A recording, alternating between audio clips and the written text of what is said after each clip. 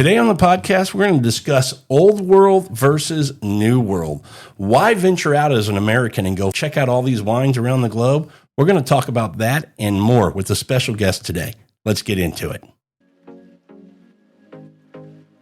Welcome to Bottles and Bites Without Borders, where every sip and every bite tell a story. Rob is your host. Each week, he will take you on a delicious journey, from vineyard tales and distillery secrets to culinary traditions. So, grab a favorite drink, a plate of something tasty, and join us for another adventure with Bottles and Bites. Hey everyone, welcome back to the podcast. Thanks for stopping in for another episode. And like I said, got a special guest today. Second appearance on the show. Not going to be the last. We're going to be doing a few things together. Jaime Deleon back on the show. How you doing, buddy? Hey, I'm doing it. I'm just unbelievable. Thanks. How are you doing? I'm doing well. We're talking wine, so my day's already off to a good start. Yes. No, thanks for having me back, and I'm super excited. Just looking around here, you could tell we're going to have a good Some good bottles here. Oh, we're going to have some great bottles. And we got some things to talk about as far as, people hear, well, good bottles, yeah, but how much are they? Well, we're going to get into that because you might be a little surprised. Yes. But we're talking about old world versus new world. And I might be saying that backwards. We probably ought to say new world versus old world, because I think for most Americans, they start in the States, California, let's be honest, probably Napa or somewhere there, maybe up into Washington or Oregon. That's kind of where most of our audience listens. Now, we do have people from around the globe, so New World would also be Australia, New Zealand. Mm-hmm.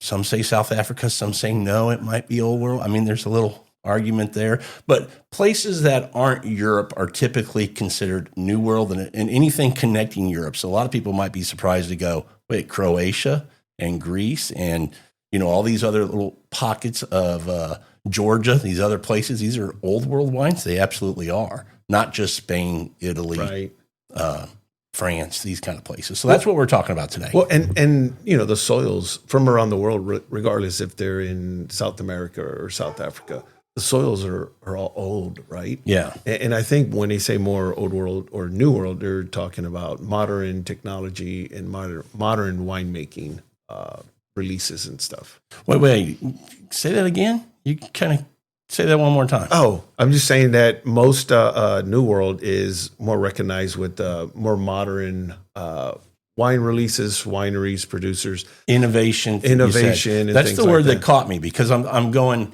I've been reading more articles and seeing more things where, you always have these generations of old world winemakers, right? The wines themselves, the brands may have been in the families for years, but there's this changing of the guard within the family, right? Generations take over. And a lot of these newer generations of these family members taking over these wineries are kind of embracing innovation a little bit more. Are you seeing this in New World as well? Yes. I mean, you think about where, Europe, they've been making wines for thousands of years. And what's happening too is like the next generation, there's more education, there's more innovation, and more importantly, there's more technology. Yeah. And regardless of where you're at in the world, right? If you're in, Rioja or you're in some other iconic classic regions, the new guard is taking hold of this new technology and embracing it. Yeah. And we're starting to see that as well. Absolutely. All right, let's do this first. If I asked you, and by the way, let me let you know that Jaime is very well known in the Houston market and maybe beyond. I don't know how much reach you have. I know you have some, but Jaime is an advanced som working on your master. Is that correct? That's correct. Okay. And Jaime teaches here in town. You have a weekly class that you provide for people in the industry? Yeah, well, there's some. I surround myself with some similar individuals where we have the same goal in mind, and you would kind of call it a little mentorship. So it's when you get in this journey, the sommelier journey with the Court of Masters, it's one of the things that's instilled in you early is paying it forward and giving back. Yeah, and there's folks just that helped me along the way. So I'm just paying it forward, giving it back. Yeah, it's cool that you do that. I just wanted to mention that to everybody that, you have this knowledge, this experience. And by the way, how long have you had some certification in wine, and how long have you been in the world of wine? Ooh, it's definitely where it was a focus, where it became a focus. I would say for the last 12 years has been a very, very intense focus. Okay. Cool. With this. I just wanted to give that background so as people ask me, hear me ask you some questions, they understand that you have this education, this knowledge, this background that, you're my expert on the show today. I'm the average. I'm representing the average wine drinker, and you're the guy. Well, look, here's the thing though. Is that putting pressure on you? No pressure. But you know what though? It's don't ever forget this, that the more you know, because I am a student and I'm learning. Can I guess where you want to go? Where you're going to say next? No. Can I guess what you're going to say next? Go ahead with you. The more you want to learn. The more you want to learn. Oh, I 100% live by that. And that's the thing, Rob, that is, the more I dive in, is the more I realize I don't know. 100%. And that's what just that desire, that, as they used to say, that wine bug just digs in. Oh, it hits you. Yeah, it hits you. And that's a big reason why I started the podcast and doing this, because I had this curiosity, and I knew having people on who knew more than me would be a way for me to learn. But sharing that through the podcast is a way for other people to gain some knowledge as well. So love that you said that, because that's a big reason I do what I do, is I love learning, whether food, wine, whiskey, coffee, all the finer things in life that we enjoy. So that gets me to the question, how would you, for the audience, give a kind of your definition of what's the difference between old world and new world, Jaime? Ooh, that's a good one. How do you answer that? When you talk about old world and new world, I know we use it in the term where versus. Yeah. And, That's a great point. Old world versus new world versus. And it's not really a competition, but it should be more of a style difference, right? Okay. You have New World, which is more fruit forward, warmer, technically, well, I wouldn't say technically, but it's around warmer climates, where classic regions, Old World, Europe, Eastern Europe, cooler climates, right? Yeah. So you have more fruit forward, fruity, higher alcohol versions in the New World, and Old World's typically a bit more higher acid, lower alcohol, traditional winemaking styles. So when you when you look at both of those, because they're both just amazing and they got great offerings no matter which way you go. I know that that France and Spain and Germany and Italy have that, romantic, definitely persona that follows it. But you mean Napa doesn't? Oh my God, they do. But that's what I'm saying is we pigeonhole or we box these regions in to say, if you're going to drink fine wine, drink Old World. And what I'm saying is, no. New World is just as good as Old World, and Old World is just as good as New World. But we shouldn't box them in or say that we have a choice. It's either or, and it's so really it's not a question of quality, which one's better. It's more a question of style. And it's not that you should like one over the other. Like them both for different reasons. Yeah, fair to say? Yes. Okay.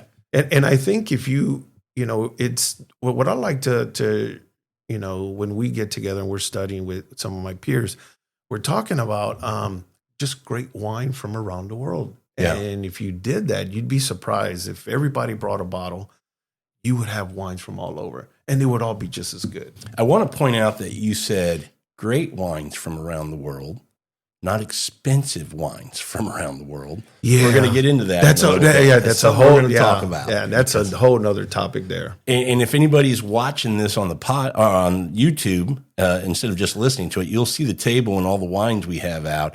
And these are all going to be examples that we'll get into a little bit about where you can get great wines, not breaking the bank, so to speak. Yes, and I think that's one of the things that dark cloud that kind of hovers over places like Bordeaux, right? That if you're going to drink a Bordeaux, you have to, take out a mortgage. Yeah. Or something. And it's totally not true. Yeah.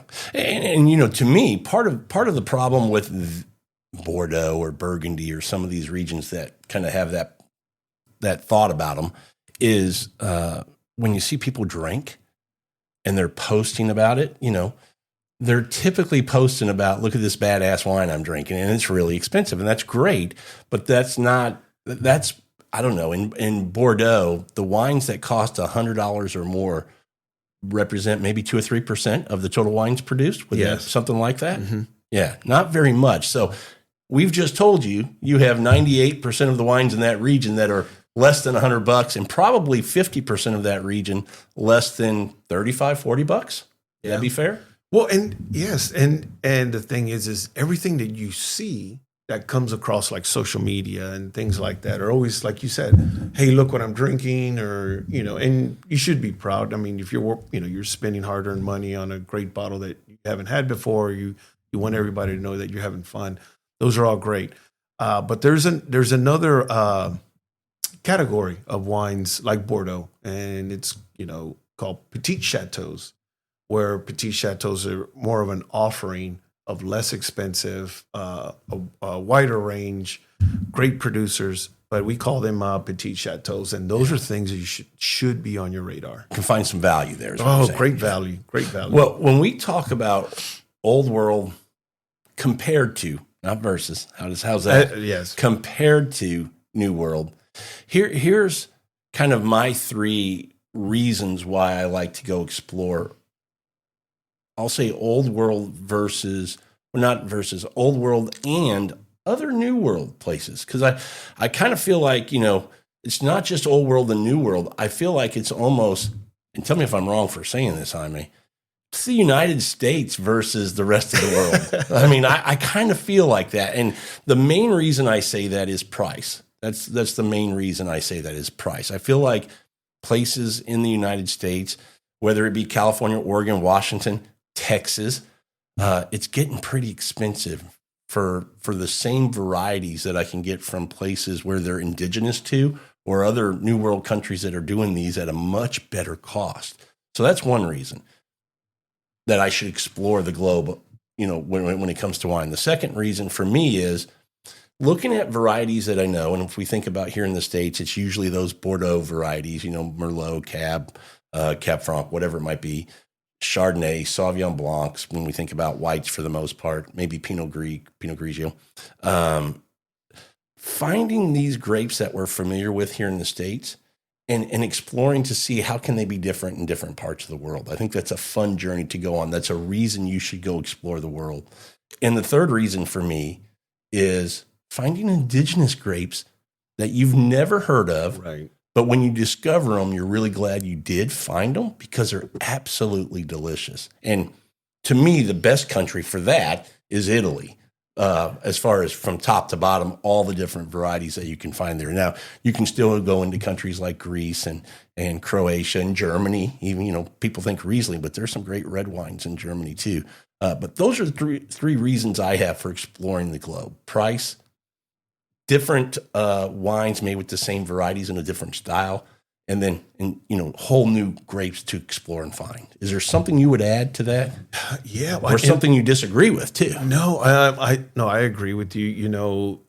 The world of wine is so huge, and when I first started getting into this, I used to hear a lot about wine being intimidating. Yeah. And you got, like you said, you have all these grapes from around the world in these regions and different things. And with today's technology, right, it's moving very, very quick. You got, Google, you got ChatGPT, you got all of these technology that you can pull these out on your phone and you can hit something right away and then get a quick answer.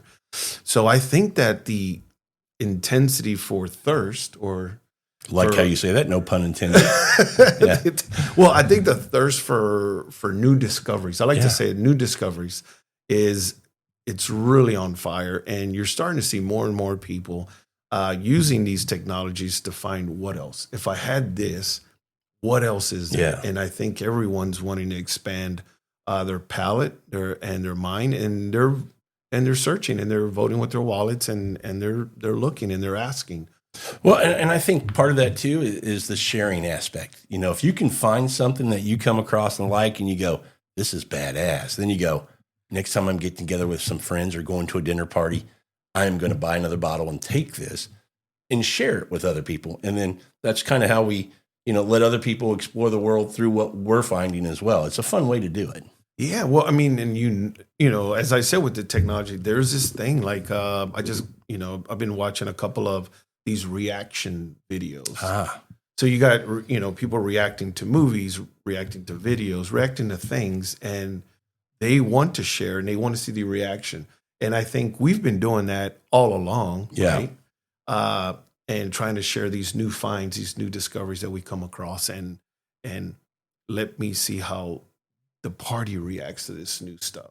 Well, we're going to do that right now. People who are watching on YouTube are seeing 2 empty glasses and going, why are these wine people got 2 empty glasses? Well, let's put some juice in these glasses. To the point of I like exploring the world and finding grapes I've never had before. You're about to pour one for us I've never heard of until you mentioned it just a minute ago, and get to experience this. So thank you for sharing, first of all. No, you're welcome. I brought something that's not on most people's radar, and it should be. And it's something simple. And once again, you don't have to break the bank to go outside of your comfort zone. Yeah. So that's really cool. So what I brought here today is a País Viejo from Chile. Let's hold that up to the camera real quick and let them get a look at that. All right, cool. And screw top, but that's a whole nother subject just because it's well, we may do an episode on that. Yeah, because I think it's debunking the myth. Yes, I think that's cork is fine, but so is Stelvin enclosure as well. So here we go. You got a little something on top, just so you know. Good call. Yeah. As you can see, as it's coming out, it's going to be lighter, thin skin grape. Look at that nice ruby. Tell us the name of the grape. País. That's the grape. Now tell us where this comes from.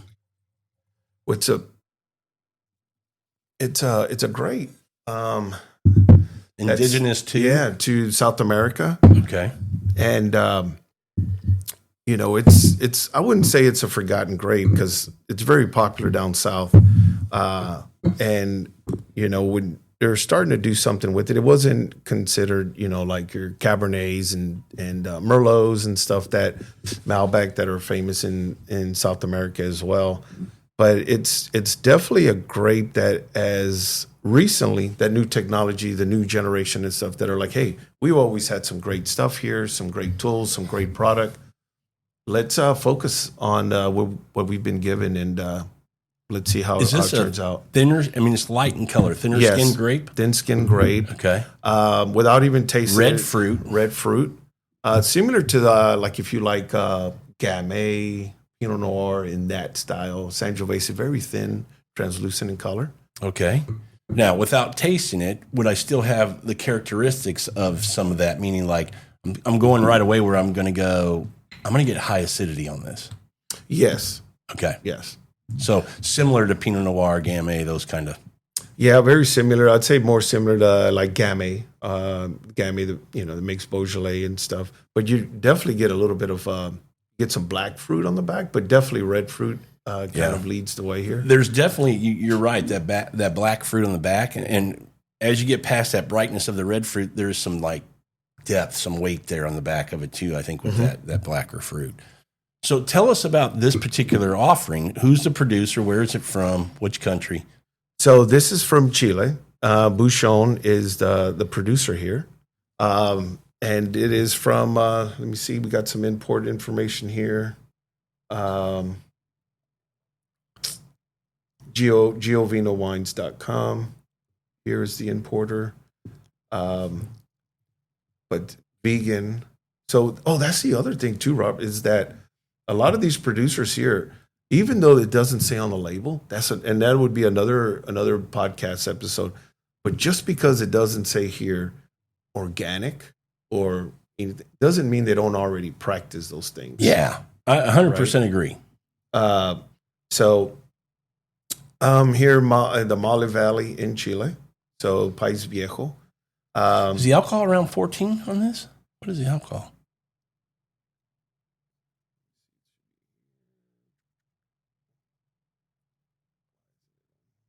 12.5. Oh, wow. So you think about, once again, as we're in this era where low alcohol wine. That's another thing is old world and new world, right? We're in this era where there's low alcohol. There's this big trend with low alcohol, no alcohol. That's some of the things that already it's been in existence for a long time. Yeah. Low alcohol wines. Germany, you have some wines that are like 8% alcohol, and they've been like that.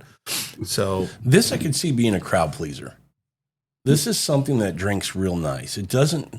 It's got enough complexity, but it's not like over complex where it could put off I don't want a younger palate, so to speak. Somebody who hadn't drank a lot of wine. Yes, but it's still delicious. It has a great balance of acid. Yeah, some nice tannins, but the structure is enough to pair with food, right? Because it definitely needs food. But if you were to drink this on its own, it would also be a crowd pleaser. I would think you could chill this a little bit. I would consider these chillable reds. Yeah, that would be really nice chilled if I'm just going to. But yeah, I agree with you with the food part of this. What's the price point on something like this? This one, I would say it's definitely 20, 18 to 22, somewhere around there. A wine that drinks that nice for $18 to $20. Yeah, these are the kind of things that you can find around the globe. Yeah. Well, and here's the thing. I got really excited here for a sec. That's another thing about fine wine.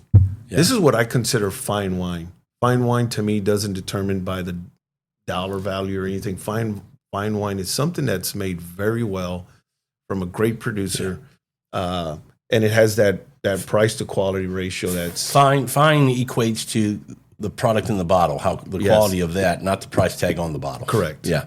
It's funny to me you bring that up, Jaime, because I remember, Rodney Williams? Uh-huh. So one time I made a comment about a wine going, that's not a fine wine, dude, thinking it had to be expensive to be in that category.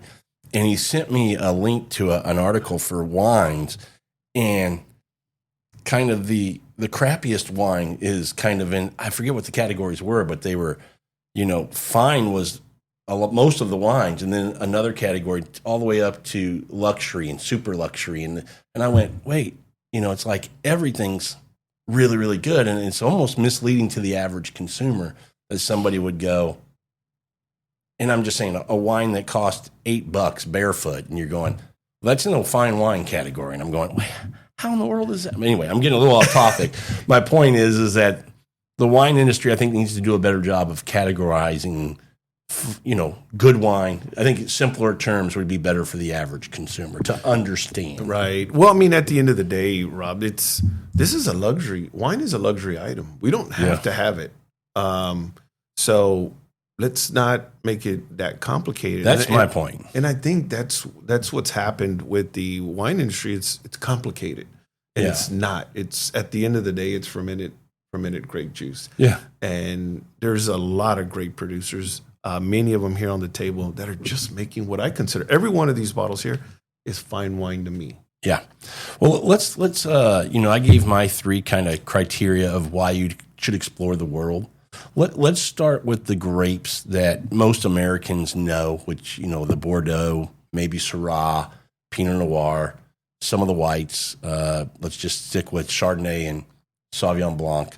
Let's talk about where in the world, and we always say where in the world, Jaime, would they go to find these grapes that would be something they would still enjoy, or at a price point that might be a little bit better than what they might find here in the States? What are some countries that do these grapes and do them well, or countries that do a different grape that are in that same kind of style? One for me was Chardonnay. A couple come to mind, but I'll let you kind of talk on that first. For whites, there's this grape from northwest Spain called Albarino. Yeah. And of course, there's different versions of Pinot Grigio in Italy. I always say live in Friuli or Alto Adige if you're going to do. Oh, Pinot you could Grigio. go. Yeah, you can go either way. Just if you're just up in the Northeast, they're making some phenomenal Pinot Grigios. And then another one would be Gruner Veltliner from Austria. Yeah. I call these three. It's going to sound kind of gimmicky, but those three is what I call your snap, crackle, and pop. You left one off. I thought you might say Which one? Acertico. Arcitico is pretty cool too. That's another one. You just don't find Arcitico as much as you would find the other three. That's a good point. Yeah. But Arcitico too, it's just right in there in line with those. But that snap, crackle, pop whites, it has acidity, it has minerality, it still has enough fruit, and it's typical. Like I said, it's not on everyone's radar, but it should be. And so well, boy, I have so much to say. There's so much to talk about. There really is. So when we talk about these grapes, let's start with Chardonnay. If you're going to get something in that Chardonnay style, what region would you go to get something that might remind you of that? For somebody that says, I just love Napa Chardonnay. And we're excluding big, buttery, oaky. Oak is it's an ingredient that makes a lot of wine taste really, Kiss of really oak? good. Yeah, you gotta have little some. leaves. Yeah. Does sometimes is Chardonnay bathed in a lot of oak? Yes, but oak is an important component. I would say Soave, like in northwest or northeast Italy, where the Amarone region north of Veneto. Can you pronounce that grape? Garganega. Is that how you say it? Garganega is how I pronounce. I'm probably butchering it out there, but I tell people all the time I butcher everything. So yeah. Well, in that Soave region, you have your classical or the classic region and the kind of the expanded. But when it's big, it's fruity, very like melon. It's very fruit forward. Has enough minerality and stuff. But yeah, that would be a great alternative to like a Chardonnay as well. I agree. Which is really good. Another one would be Viognier. Ooh. Although Viognier is made like in the northern Rhone, but there's also some really good producers in the South France that are producing Viognier as well. Would the big difference between a Viognier and a Chardonnay, what could be noticed would be the acid level? It would probably be, they would have some acid, but I would say less acid than Chardonnay. Yeah, less acid, definitely less oak. Yeah, because they really don't apply a whole bunch of oak in these styles of wine. But Viogniers are so nice to drink. Well, they're just so floral and elegant. Yeah. There's just their bouquet, the aromatics are just so pronounced, and they're very fun to drink. Now, talk a little bit more about the other one that you mentioned. This is one of my favorite wines, my favorite grapes. And I kind of want people to know about it, but then I kind of don't because I don't want the prices to go up with demand going up. But I feel like we're supposed to share. Yeah, so let's be careful. Yeah. Gruner Veltliner. Ooh, man, that is so good. Yeah, that's one of those, as with global warming, things are happening where these grapes are receiving some heat and some sunlight, and they're becoming a little bit more riper. But yeah, Gruner Veltliner. I mean, man, that thing. And here's the thing, Rob, is Gruner Veltliner. If you went from your top producers, you'd probably find $30-$40 Gruners. Yeah. But just like in any other thing that's well made, but there's also some alternatives that are entry level that are delicious, entry level, and you can find a good Gruner, and you'll see them sometimes in like 1 liter bottles, and you'll find them for like $15. Yep. I mean, you can find really good ones, I think, for sub 25. Yeah. Really good ones. But yeah, to your point, you can find some $13, $15, $16. Like great wine still. Yeah. I love Gruner Veltliner, right? They're so refreshing. Yes. So refreshing. Yeah. Pinot Grigio. If people are going, look, I'm big into Pinot Grigio from California. I like a little Pinot Gris from Oregon. And by the way, same grape. Mm-hmm. Just France calls it Pinot Gris. Italy calls it Pinot Grigio. Same grape, in case you didn't know that. What would be different? Is there a difference, or is it just, another? What would be the difference they might get in a grape from Old World Pinot Gris, Alsace, let's say, versus Pinot Grigio, Alto Adige, versus what you might get in the States?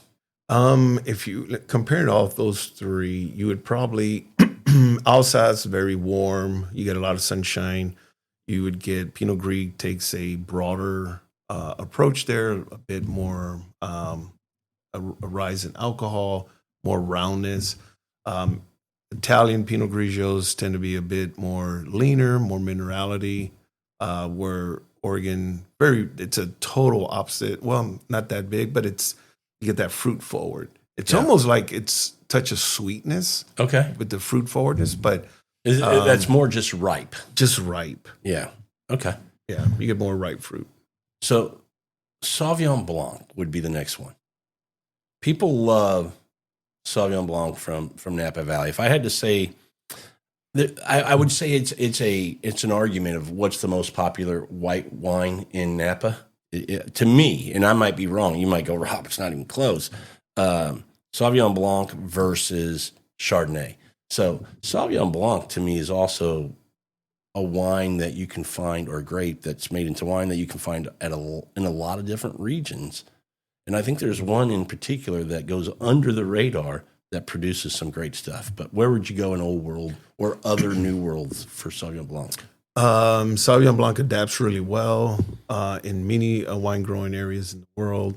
Most famously, New Zealand produces some really good Sauvignon Blanc. A distinct kind of profile with New Zealand. I mean, you can pick those out pretty good.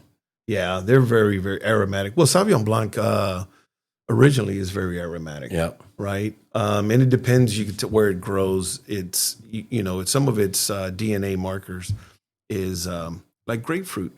So typically you get your white grapefruit from its original birthplace in Sancerre or Loire Valley. And New Zealand, you get that ruby red grapefruit. Yep. And then here in the U.S., it's a more creamy lemon curd, but still has some of that bell pepper, but ripe bell pepper. So it still has some of that, but a great place that you could find some Sauvignon Blanc in Chile, believe it or not. Chile makes really good Sauvignon Blanc. Chile, and I've had a couple from Argentina across the Andes that do a pretty good job too. That I've really enjoyed. I think you just mentioned Sancerre, and people listening to this might be going, okay, you said Sauvignon Blanc. So when I go to these old world countries, I just want to mention, you're not going to see Sauvignon Blanc on the bottle. That's where it can get a little confusing. I think it might be one of the reasons a lot of people here in the States don't buy a lot of old world wines. They don't understand the labeling. And in old world, it's all about region. Mm-hmm. The region is going to be on the label. That region then tells you what grapes are used to make that wine or can be used. So when you say Sancerre, that's in the Loire Valley, we know that's Sauvignon Blanc. So yeah, well, I mean, in the labeling from the old world, right, is you almost need a degree to decipher what's in the juice or what's in the bottle. But Sancerre, it's the birthplace, and you're starting to see a little bit more of the European labels or putting the grape varietal on the front. Yeah, absolutely. Because another little pocket that I like in the Loire Valley is Pouilly Fumé. Also enjoy those. Yeah. The one region I think goes under the radar for Sauvignon Blanc, it's blended a lot of times with another grape that I know you're going to love when I say it. We're going to Bordeaux, and we're going to talk about Sauvignon Blancs with Semillon. And I think this is a region, if you like Sauvignon Blanc, go to Bordeaux, find some of these that are blended, either, predominantly Sauvignon Blanc with some Semillon, but then also switch it up and try one that has a little bit more Sauvignon or Semillon with some Sauvignon Blanc, because I think this is a good introduction to another white wine grape. It's a good way to go from Sauvignon Blanc and going, wait, what's this Semillon? Oh, that's kind of good in the blend. How is it on its own? And finding this grape, that's another way to explore a little bit. Yeah, well, in Bordeaux, as they have a specialty, a gifted specialty that they can blend grapes, and they do a phenomenal job. And south of the city of Bordeaux, you have this Graves appellation where your white wines are coming from there. Usually, it's not Graves, it's Graves. Graves. I always go Graves. Yeah, and it's kind of dark. Well, and it's really amazing because that Graves that we tend to call Bordeaux, by the banks, right? Yeah. Left bank, right bank. Well, in that left bank is there's Sauvignon Blanc blended with Semillon Yeah. and Muscadet as well, but predominantly will be Semillon. But Semillon-based whites with Sauvignon Blanc blended. What's amazing though, like on the other side of the bank, or like Entre de Mer and that Saint Emilion side, when they're making white wines, they're predominantly Sauvignon Blanc, Yeah. which is really, really amazing. But yeah, Semillon, when it's blended with Sauvignon Blanc and then they kiss it with some oak, it just gives it a distinctive taste and aromatic profile that makes it delicious. Once again, it's another great, different style, but just as good. Absolutely. 100% agree. And once you learn Semillon, check it out in Australia because they're doing some good stuff. Oh my God, they do a phenomenal job. They're doing there. some good stuff. Yeah, with they it. sure are. So, all right, moving on to red. Well, you know what? I want to bring up, you mentioned technology earlier. Look it up. I think that's a good way to navigate the wines, the different grapes around the old world region. Where do they make Sauvignon Blanc in France? And that'll help you a little bit find those regions and then go explore. Because just going to the grocery store and looking, to your point, you need a degree. So use the technology we have. Use Google on the phone and figure it out. That'll help you a little bit. there's so many. If I'm leaving some out, there's so many to name. But a lot of people use what's the one with the V, Vino. Yeah, They use a lot with Vino, Vino because it has the ratings, and it kind of it's almost a shortcut to to trying to get some fruit profiles and flavor profiles. But Google, ChatGPT. But even on the back of the labels, if you were to pull out, when you grab a bottle and you kind of look at the back, they do have a lot of times the grapes. They do have the grapes. Okay. You're starting That's to see good. that more and more, Yeah. especially if they're like an importer from here. Yeah. They're trying to put some stuff on the label to kind of help educate the consumer as well. But even like, for example, with this one, all you see is on the front, and you see Anjou Rouge, right? You'd have no clue what that is. No, you don't. But what's amazing in here, Mary Taylor does a phenomenal job. So she puts the grape varietals, right? So it's 80% Cab Franc, 20% Cabernet Sauvignon, right? But like you said, though, you would right here. Looking at the bottle, you're going, why would I be interested in that? So if you're looking for something new and, someone's looking and you're like, yeah, I don't know, taking a chance, I'm going to go with what I know. And that happens quite a bit. Yeah, that makes sense. Not a white that we mentioned, but just being in France, it comes to mind, and I gotta throw it out there as something that you should explore in the old world. Chenin Blanc. Oh, yeah. It's just another white wine that should be on your list to explore. Beautiful wines. And if you're looking for something where you like a little residual sugar, a pinch, a kiss, you can get them.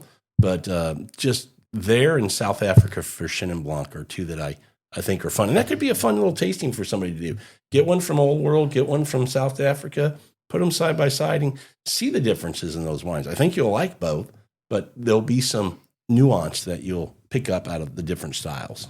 Yeah, I would also suggest for those out there that want to learn a little bit more about the Loire Valley. The Loire Valley has so many different styles of wine. They have so many grapes.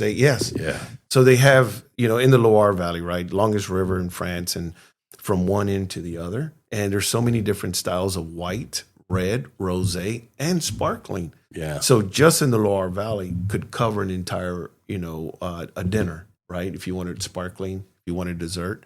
So, I would suggest to those listening to us today, if, just take a region a little bit at a time, break it down. But the Loire Valley, you would just find so many nuggets. Yeah. And it has the great value. I call it the value of France. Yeah. Well, I think I couldn't agree more. Right. I think there's great value there. I always say for these wine regions like the Loire Valley, I always say it's one grape or maybe two, like a white and a red, Cab Franc, Sancerre, the Sauvignon Blanc, that get you to the region. But once you're in there, now you go explore. Yeah. Just think about it. Like you said, like Muscadet, right? Cab Franc, right? They do a phenomenal job there. Sauvignon Blanc, they have so many. Chenin Blanc. Yeah. Chenin Blanc, you can get it in a super dry style, like you said. or with with some sugar, right? And You can get it Vouvray in and sparkling, yeah. and you can get it in sparkling. That's Yeah. right. And dessert in Chenin Blanc. That's what Yeah. I'm saying. There's so many. It's so versatile, and the Loire Valley should be a On your region. radar. Yeah, for you sure. should have Loire on your radar. Yeah. What else? Any other whites before we move to reds that we think about? When I think about American whites, Americans drinking whites, I might be wrong, but I don't think they have this big range. Now, Texas wines, they're starting to bring in some of these Italian varieties, and you might see a little bit more, Trebbiano or something else over here in the Texas region. But when I think about, what's the predominant wine regions of America, I think California, up and down the coast of the West Coast, including Oregon and Washington. Are there some other whites that you see Americans drink and like and would trigger them to explore a little bit more? Yeah, well, I knew like in Southern Oregon they were growing Albarino, Okay. which is pretty good there. And then there's some Vermentino, and they were also experimenting here in Texas. McPherson was also experimenting with Rhone varietals like Okay. Roussan, Marsanne. Yep. And then you have some in Cali with Tablas Creek that was also working with Rhone red and white varietals. Okay. And just on the Tablas Creek note, they are owned or partially owned, a partnership. Do you remember which producer out of France? Beaucastel. That's Beaucastel. That's right. Uh-huh.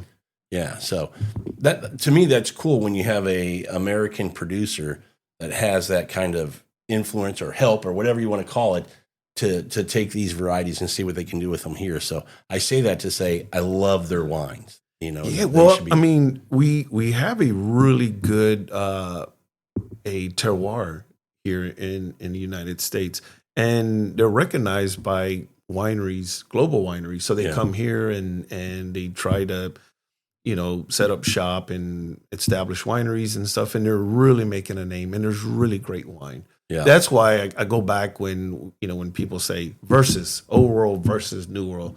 It's like no. It's not a competition. They're just making great wine here. I love that you kind of broke that out the way you did today, because I've always said versus, and it's like, to me, putting them against each other. But you're right. It's I don't drink that way. I drink in a, what else can it be in a style? I like both. So I'm glad you said that. I think that's something people should keep in mind. It's not a competition. It's more of a exploration of how can it be different? What's the style here? Yeah, it's different styles. This may sound like a weird analogy, but some people like medium rare, some like them well done steaks, and Yeah, the well done each people one. shouldn't. They can't eat at my house. I'm not cooking that way. But there's just a different style, and Yeah. and that's what's happening with old world, new world. I think we need to stop, putting them in categories. Yeah, 100% agree. and making it simple. We should make it simple.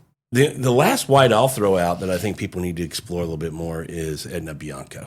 I think they, when you think about that minerality and in that kind of Chardonnay, kind of maybe Chablis kind of style, you can get some beautiful wines that still don't break the bank. Now, like every wine region, you can get some that can break the bank, but you can still find quite a few that are pretty good values. Yeah, well, and the other one too, Rob, is take a look at. There's another grape, kind of off. It's off the Italian coast, and closer on the Amalfi coast. Okay. It's called Falangina. Oh, That's another white love grape Falangina. that goes well with pasta. Fiano. And Fiano. I mean, Greco di Tufo. I mean, you think about these other white grapes. Italy's going to get its own episode. So There's so much. Yeah. But Falangina, Greco di Tufo, they're high minerality. They have enough fruit profile. Yeah. And people don't know about them. Yeah. And you're starting to see them. Like when I go shopping, I'm starting to see more and more than it used to be, which is really good because the Yeah. offering is out there. You bring that up, and it makes me ask a question. And we're going to get into, on another episode, just a tease here. We're going to have Jaime back and get into what he does, where he does it, and how cool it is. So that's just a little tease. We're not going to give that away right now.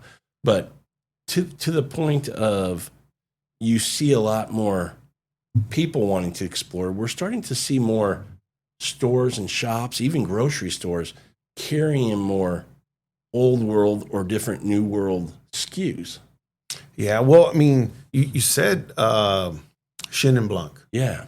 So there's also great producers from California that are doing the same thing. Oh, really? So they're taking these old world grapes and masterfully, creating some great wines. Here's my question: What's the price? It would probably, I would say 20 to 25. Okay, so it's still reasonable. Okay. Lou Deet, for example, not getting paid for any sponsorships here from Lou Deet, but Lou Deet makes his wine with Chenin Blanc. Okay. And it's just nice and mineral, has enough fruit, and on the label it has I think it has oysters, so it pairs well with oysters, right? So it's not an old world, new world, but it's almost where new world and old world meet. Okay. So it delivers both. Yeah, that's kind of cool. It's that bridge to getting you there. Yeah. Well, let's jump into some of the red wines that we might like here in the States, but need to go check them out. Or what would be that same grape somewhere else, or what would be some different grapes that might be in that kind of style. Let's start with Pinot Noir. Oh, okay. Very famous. Yeah, and so California, I think of Sonoma, I think of Oregon. Mainly making some nice styles. But if you wanted to venture out around the globe, maybe some other new world countries or some old world, where would you go, Jaime? What do you like? Thin skin, I would probably go I think one of the greatest values you could ever get your hands on is Beaujolais. And I'm not talking about Beaujolais Nouveau or Beaujolais Village. Yeah. I'm talking about Beaujolais Village is still a solid little wine. It's a solid little wine, but for a few dollars more, you can go from 0 to 100. Yeah. So I would say that one of the crus, Beaujolais has 10 Grand Crus within the appellation. You have one here on the table? Yes, we do. This one right here. Yeah. This is, how do you say this? Brouilly? Brouilly? See, I'm terrible with pronunciation. I would have never known how the hell you say that. I thought it was Brouilly. Yeah. No, Brouilly. So here, I'll put this on the front here so if someone wants to see. Old Vines, Brie, they've been making wines here for many, many years. Great soil. I want to say a little bit, when people hear Beaujolais, the first thing they think of is, one, its value, and it is. Two, these wines are approachable now and probably should be drunk in a window of 2 to 5 years. Right. Something like that. When you start getting into the cru, throw that out the window. Yes. Okay. Talk on that a little bit. Yeah, well, and that's the thing is, the Beaujolais Nouveau that comes out, right prior to, Thanksgiving, meant to be drunk immediate. It's to have fun. It's in barrel, 5 minutes. Yeah. Well, not even. It's just in the tank, and I think it hits the tank for 5 minutes. And it goes straight to the bottle. No, but it's meant to make a toast to the harvest. Yeah. So Beaujolais Nouveau, and I think sometimes we get, we mix it in a tradition, and we just like, Beaujolais has a place, and it's only for toasting. Yeah. Well, that's not true. Beaujolais does make some great wine, and especially when you start, diving into their crus. And Brouilly, Moulin à Vin, Morgon, or some other Grand Crus, that can age really, really well. Immediate drinking. And when we talk about these, we're still talking about value. Because even if I tell you a cru wine, you can get, say, the floor around $35, maybe up to, I don't know, what would be a mid-tier, 60, 65? Oh, no. You wouldn't even get that high. Top producer, I would say, I'm a big fan of Marcel Lapierre, Morgon Beaujolais, Cru Beaujolais. And I would say that bottle's probably about $40. Okay. 45 maybe. But that is on the high end. Yeah. So the ceiling for the high end would be about $40 for the crus. Yeah. So when we say that, and we're talking about these wines that have the structure, that have the complexity, that can be aged, they're in a style of a Pinot Noir style, a thinner, high acid, red fruit for the most part. You can't find that in Napa. You can't find that in Burgundy.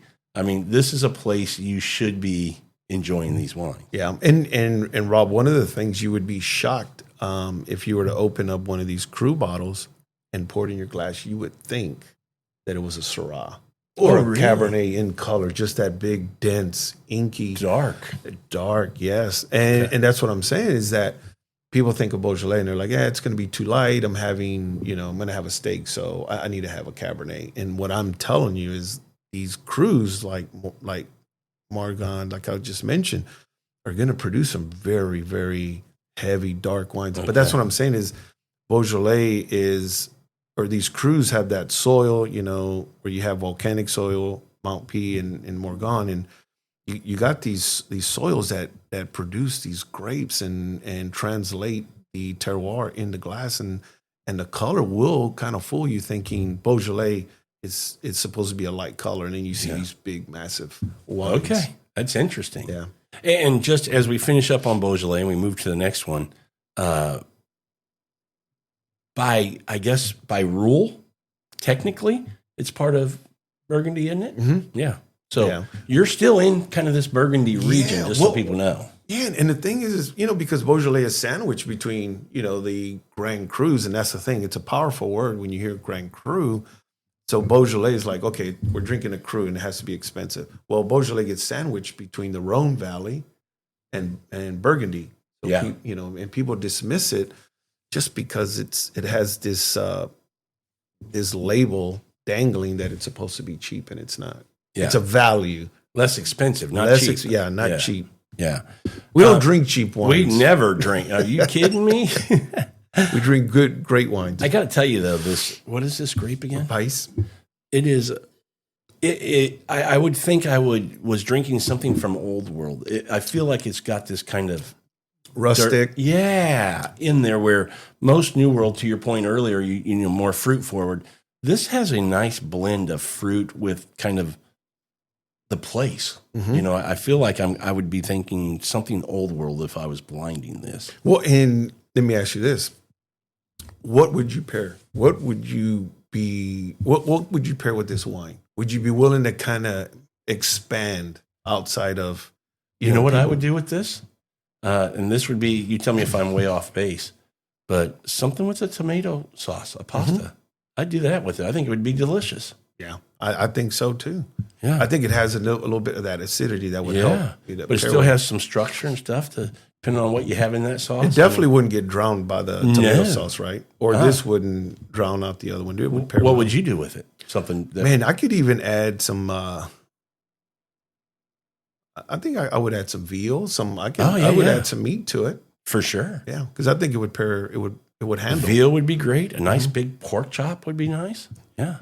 I think it would handle and pair well with it. Again, this to me is, we say a food wine, something where that means you can go a lot of places with it. And I think most wine, still we'll get into food pairings later on a different episode, but people overthink it. Most wines go with most foods for the most part. Well, we should be eating with wine. Yeah, we should be drinking wine with food. Yeah, my wife's rule is let's have wine. I go, I guess we better have some dinner, So food and wine, especially Old World, meant to go together. Yeah. There's and I say that just because I know there's this whole thing about cocktails and beer, and those have a place as well. That's why I'm looking at the wine menu. Yeah, I have a cocktail or a beer while I'm making my selection on what wine I want. Yeah, and wine's going to pair better with food than the cocktail or a beer. Always. And if you don't believe that, just keep drinking wine, eating food, and you'll figure it out. Yes. So where else would we go for Pinot Noir? What else would you, what other grape or what other region? Beaujolais there. What else? Another grape that's really nice, I would say in Piedmont, or the home of Barolo and Barbaresco, I would say that the grape that is famous for Barolo, for making Barolo and Barbaresco. You have a bottle right over there. Yeah, right here. I think Nebbiolo. Agreed, 100%. Would be another outstanding alternative to Pinot Noir. Yeah. However, for Nebbiolo, it does have more aggressive tannins and acid. However, in the hands of great producers, you can get a well-balanced wine. And even like this one from Ratti, You see the appellation. You could see that they're putting the grape on the label, Nebbiolo, right? yeah. Right? Because then you would probably get it like that, and you're like, what's that? Yeah. But great producer here. You make these Barolos and Barbarescos to age and get nice and yummy, and something for immediate consumption. They have some other grapes as well, but if you wanted to think about Nebbiolo, they're making it in this approachable version. And every time you see Langhe, you're getting Nebbiolo. Well, Langhe Nebbiolos, I think, are delicious. Oh, they're just easy to drink. They're so delicious. And value. They're good value. Less than $25-$30, less than that. Oh, less than that. $25-$30 is ceiling.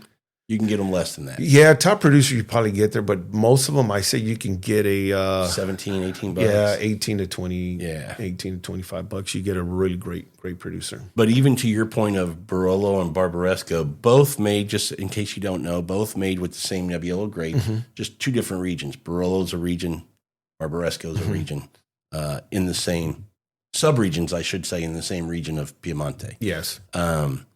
Even those wines, entry level for a really good one, $35, $40 For Barolos and Barbaresco? Yes. Barbaresco may be a little less. Yeah, I would say on the top end, you may be crossing $100 a bit on the very top. Single vineyard, special plot, right?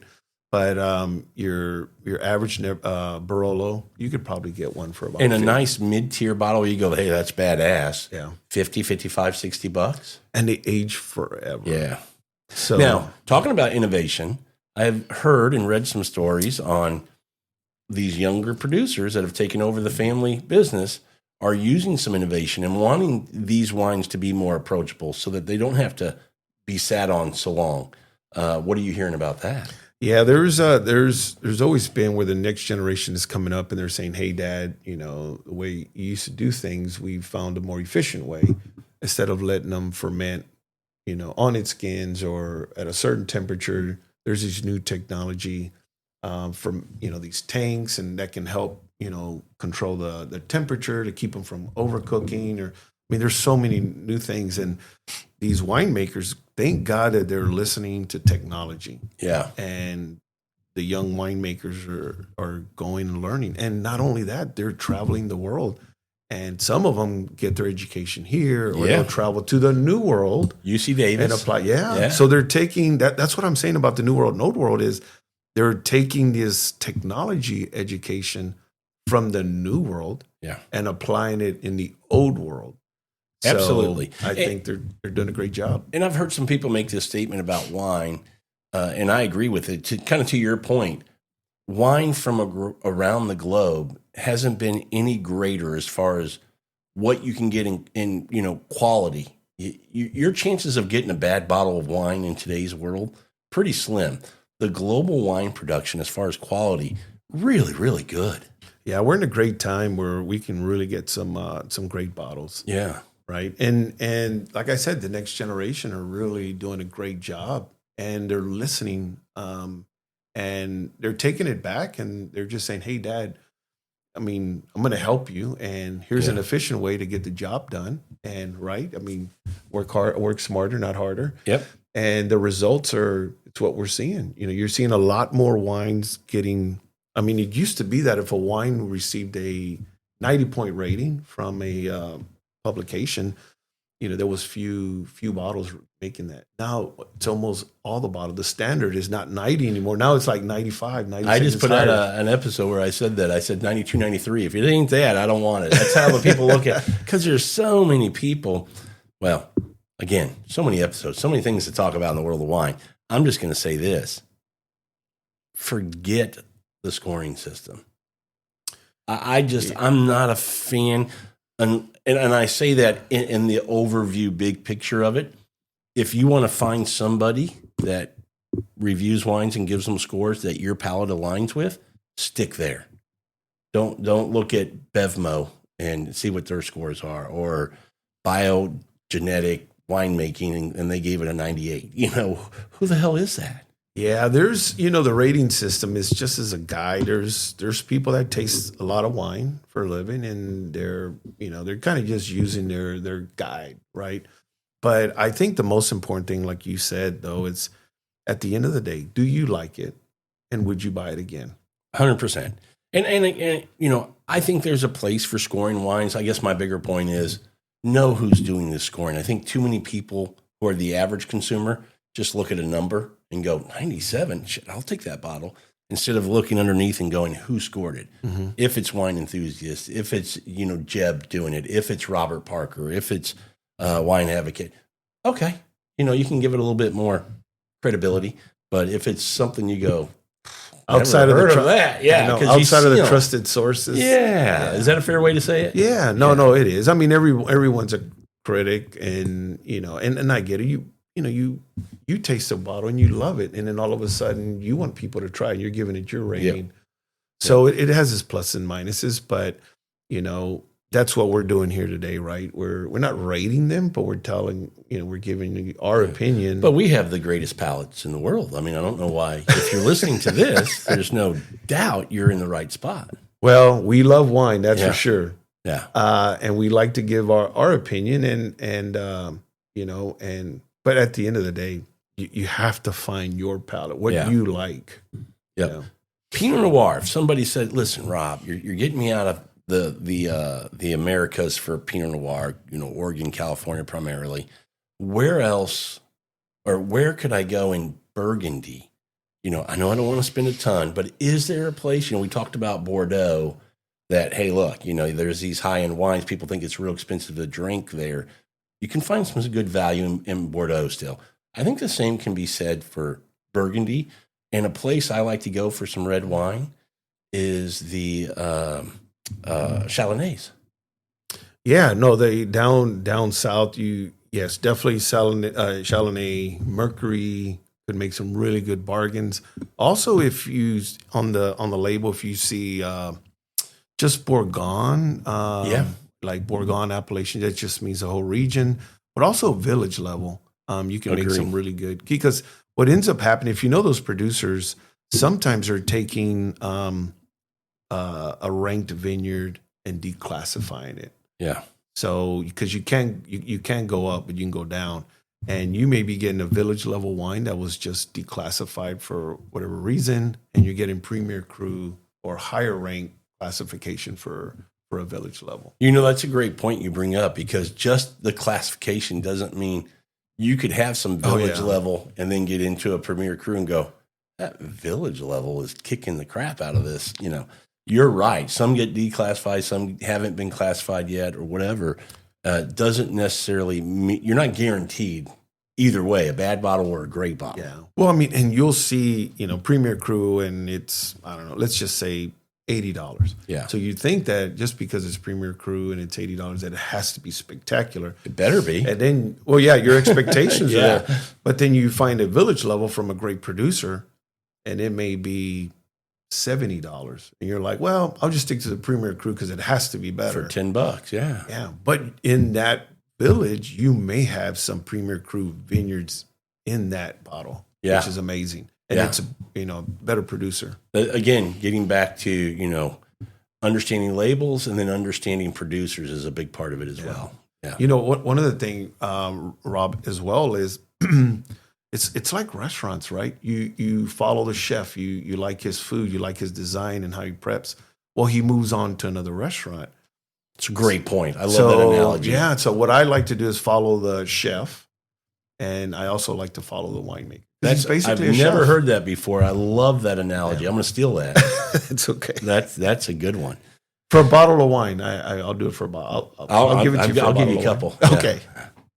Any other? So we can hit up some places in Burgundy. You can still find some value there. Yes, where it's not going to break the bank, and you get to enjoy some wine from Burgundy. That means something, right? Well, and the thing is, Burgundy is such a small place, so they're not producing. They don't produce that much wine, so it's a little pricey. The other region that I think it's you said it is Oregon makes really great wines that are kind of that bridge in between Burgundy and California. Another great place that makes really good Pinot Noir, Victoria, Australia. Oh, yeah. And you can still get some value there, You get some value there. And then in New Zealand, at the very south, they're also making some good Pinot Noirs as well. I would even throw in South Africa again for some other New World. And going back to Australia, what's the island down south? Tasmania. Tasmania, making some beautiful Pinot Noir. Well, and their sparklers are amazing. Oh yeah, that too. Yeah. Anywhere else when you think about comparing, maybe an Etna Rosso? Again, going back to Italy? Yeah, you can. Etna Rosso would be could be another. What about Aglianico? For Pinot, more probably powerful, too powerful? It would be more powerful. What would you do? Is there another one, or is that? Let me see. For Pinot, you go around the globe. But you know what? Here's another great. Is in northern Spain, right on the right north of Rioja or northwest. They have a place called Ribera Sacra, and there's a grape called Jaime, and it's another one just like this, where thin skin, lighter in color, but has enough fruit that I would kind of give it as an alternative for Pinot Noir. Okay, they're doing a good job there as well. And once again, you can still find great value, because when I say value, I'm talking about $18-25. Okay, and that's still fine wine for me. What about if I threw German? They also might be harder to find. Well, they are making some Baden and some other areas. There's a really good producer, but it's not. It's a splurge, right? But there's a producer in the R, which is kind of northern Germany.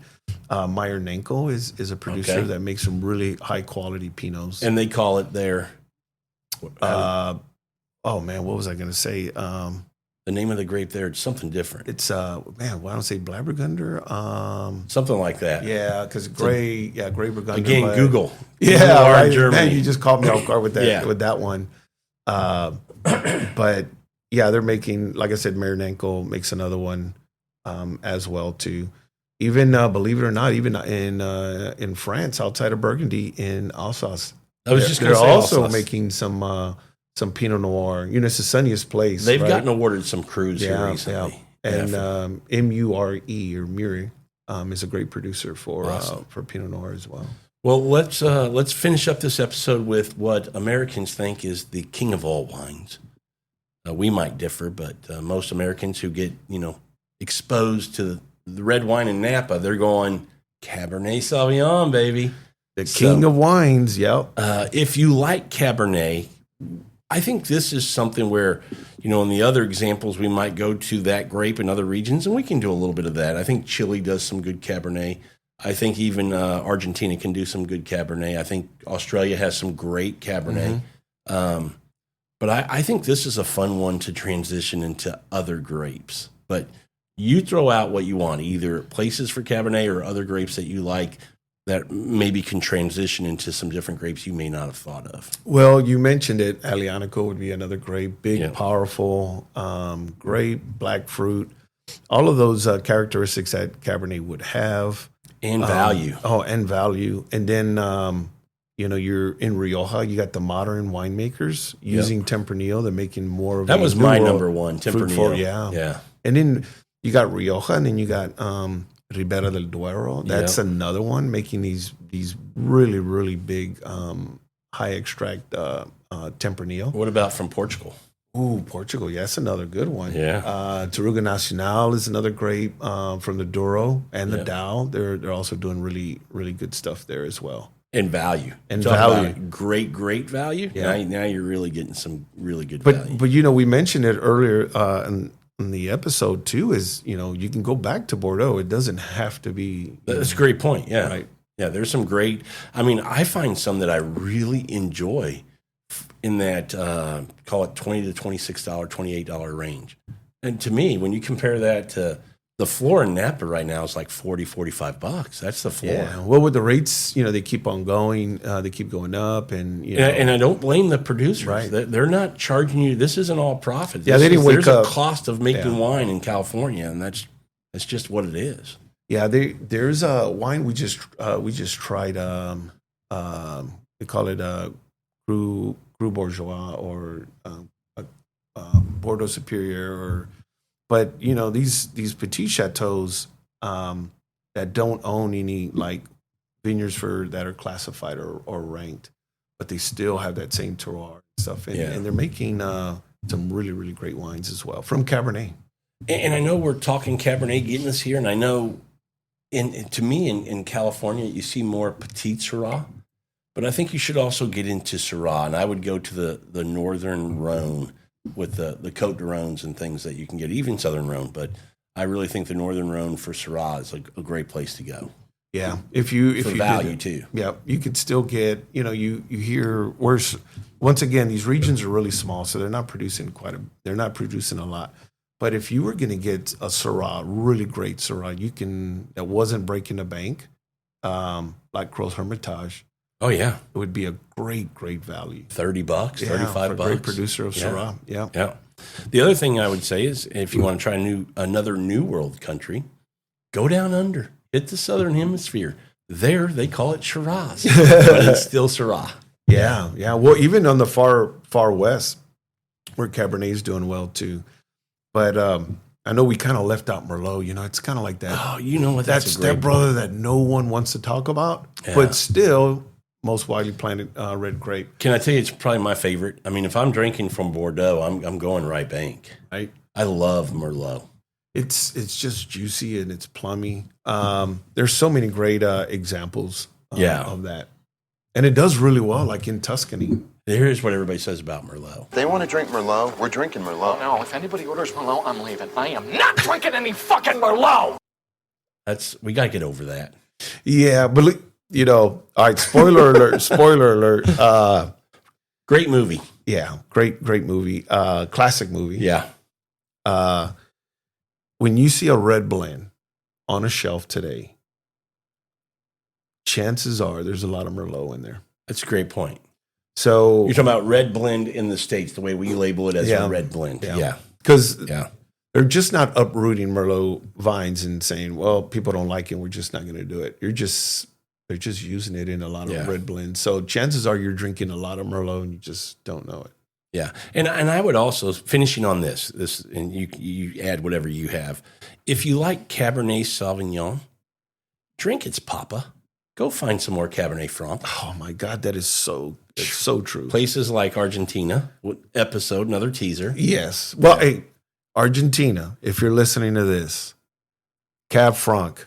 Yeah. You guys are doing such a great job. Keep it up. Look forward to seeing more of it. Yeah. Cab Franc's a grape that I think, again, a lot of times thought to blend, but when it's the dominant grape or on its own 100%, can be some beautiful wines. Back to the Loire Valley. Yeah, you get that rustic style from the Loire, and then you get that fruit forwardness from here.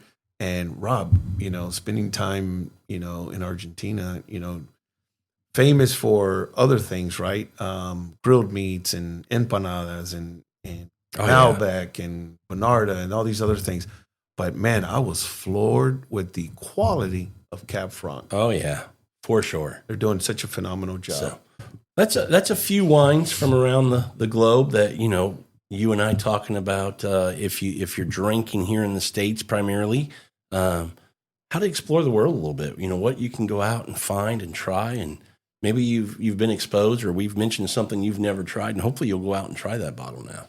Yeah, and I think if they stay tuned, to listen to us, we'll be taking the guesswork out of all this. Absolutely. There'll be some, you and I, we'll just let everybody know we're going to just start doing some more content together. And we'll have the series, Jaime with Jaime. And, we're not in one lane. This is going to be like a major highway with that spaghetti loop going on. We're going to be going everywhere and talking about all kinds of things. Yeah, and if there's some grapes that we missed or anything that somebody wants to add, we'll be glad to take let us feedback. know. Yeah, let us know, and we'll start hunting. Absolutely. Well, everyone, thanks so much for listening to this episode of Bottles and Bites Without Borders. And until our next episode, keep exploring the world, one bottle and one bite at a time. That's beautiful. Little elevator music going on right there. That sounds good. A little relaxing. Makes you want a glass of wine. Just sit back and close your eyes. The Hotel Costas. Yeah, just sip a little. Cheers, everyone.